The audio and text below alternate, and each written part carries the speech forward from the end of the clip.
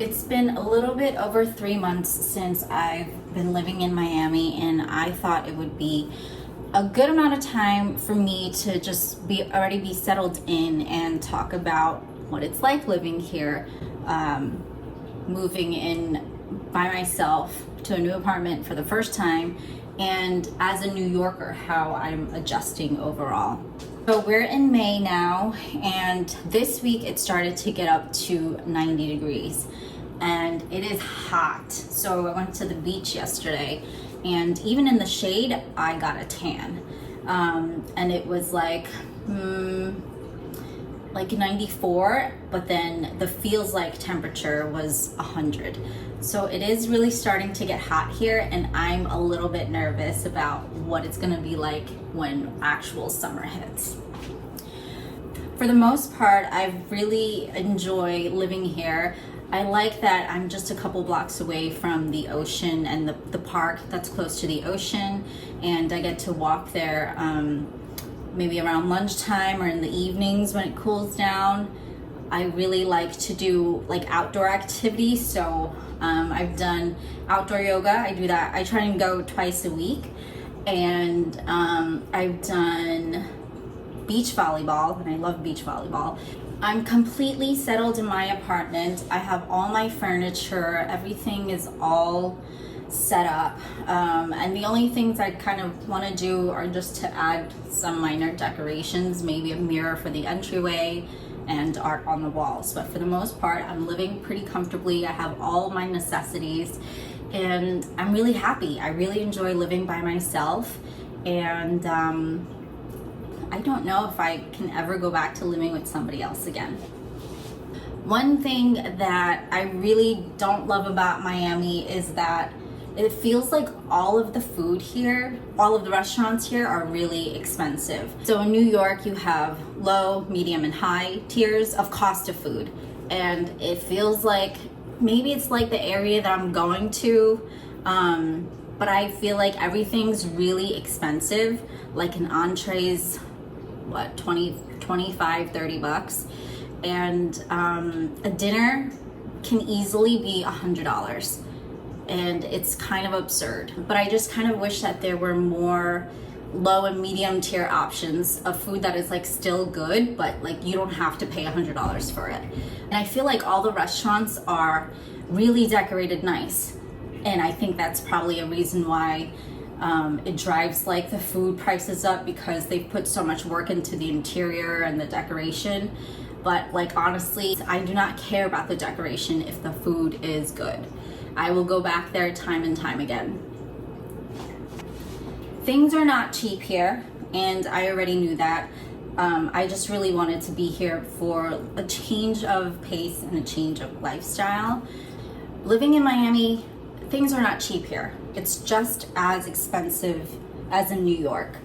I will say though that for my apartment, the price that I'm paying, I would not get anything like close to like the area. I live in a downtown area, and things are pretty walkable, and I have amenities in the building, like a gym, a laundry, a playroom, a pool, tennis court, basketball court, etc. And I don't have to pay extra for these amenities. If I were to get the same apartment in New York, it'd be, I don't know, $35,000, $4,000. So, you know, I'm definitely, I feel like I did luck out with paying less than that and having like a better quality of life and a better quality of apartment, because you know New York City apartments are trash. Especially if it's from like a huge landlord, they're really not going to do much to the apartment to improve it. So eating out is expensive, and what else? Groceries are just as expensive. So I recently found out that Publix is like a grocery store near me, and it's one of the more expensive grocery stores. So I don't have a car, and I am not getting a car because I live in a more walkable area, and I have like some public transportation by me. It's easier for me to get around, especially if it's kind of within my kind of immediate area. I also just found out this free car service, but it just services my area downtown. So you just use the app and you know, put in your address. It's kind of like Uber, but it's free. And then they picked me up in a Tesla the first time. I'm like, what is this? But I'm not mad about that at all. I also get around using the Metro Mover, and it's kind of, it has its good days and its bad days. If you're in a rush to go somewhere, I don't recommend you taking it because sometimes it can be delayed and it just like will not move. Also didn't want to get a car because just kind of doing some light research, the car payments would be a couple $100, even more, I don't know, like $400 to $500. Then I'd have to pay for insurance, and then I have to like take it for maintenance or whatever. And I don't know anything about cars. I really don't want to know anything about cars.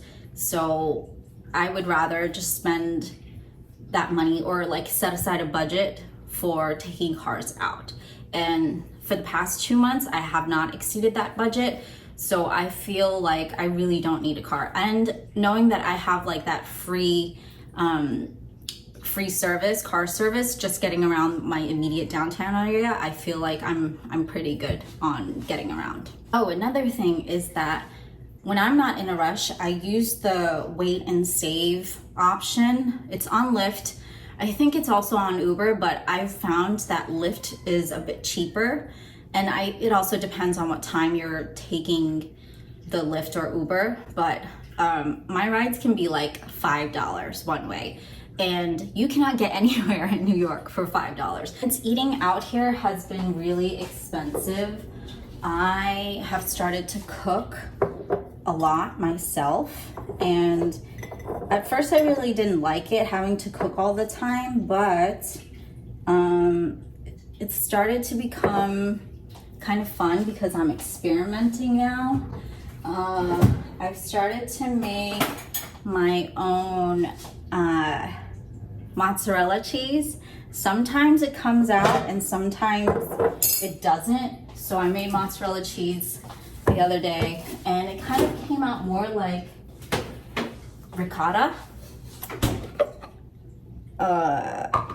If you can see, for whatever reason, it didn't like solidify as much as it should when it's mozzarella. So whatever, it's a fun little experiment and I'm gonna keep doing it just to learn how to get it right. I'm also starting to make my own bread because the other day I went to Whole Foods to get some sourdough and I look at the back of the packaging and it said that it contained bioengineered ingredients. And like, why the hell are you putting bioengineered ingredients in my food in the first place? So that really turned me off and I'm starting to make my own bread. I was proofing this yesterday, but I didn't get it right. I used baking soda and did not work properly. So I actually bought some yeast and I'm gonna try and fix this dough so that it'll rise today. I'm also experimenting with making my own sourdough starter, and this is day 2. It looks like there's something like green in there. I don't know if that's supposed to happen, but I don't know. Am I supposed to discard this? Like there's green stuff in here? Anyway. So yeah, I started to cook a lot. Oh, also,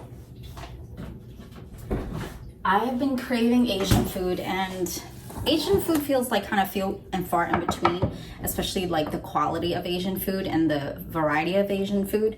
So I actually I found this recipe on TikTok. This guy, Doug, he does like, what is it called? Like 80-20 recipes where it gets you 80% of the way, but it's 20% of the effort, and I'm all about that. I marinated some char siu. It's roast pork, and it's gonna be so good. I'm very excited. Oh, there's something on the bottom of this. I'm so excited. and I'm gonna make it tonight. It's been marinating overnight. Oh my God, I'm so excited. Some new habits I started to pick up were, well, I do the yoga twice a week, and that has been really good for me. It gets me out of the house, and I love that it's outdoors. It's also by the water, so it's a really calming place to do yoga. I used to do composting when I lived in my house in Brooklyn, just in the garden, and I also had those brown bins that I ordered that the city takes away, but they don't have that kind of service here, so I actually pay for a subscription service, and they come pick it up every other week, and then I can also request to get compost back that I can put into my balcony garden. I started taking Spanish classes, and I found it through the library, the Miami-Dade Library. The Miami-Dade Library has free Spanish classes online, but it's a little bit hard for me to learn because there's so many people in the class, and sometimes they don't mute, and it just feels really disruptive, and I don't really learn well that way. So I'm gonna just try and learn my best through using the worksheets, and I mean, it is what it is. It's a free class. I can't really complain, but I'm just really trying to get a refresher, and I'm gonna have to just practice with all my Spanish speaking friends. Oh, another cool thing about the library is that you can request books to be sent to your address. And that got me really excited, and I started ordering a few books, and I'm really starting to get into reading again. Last year I read 52 books, and I'm gonna try and get back to reading this year. There's some things that I miss about New York, of course. My friends and my family. I miss my masseuse and the old massage place that I used to go to, because she would just know exactly what I needed.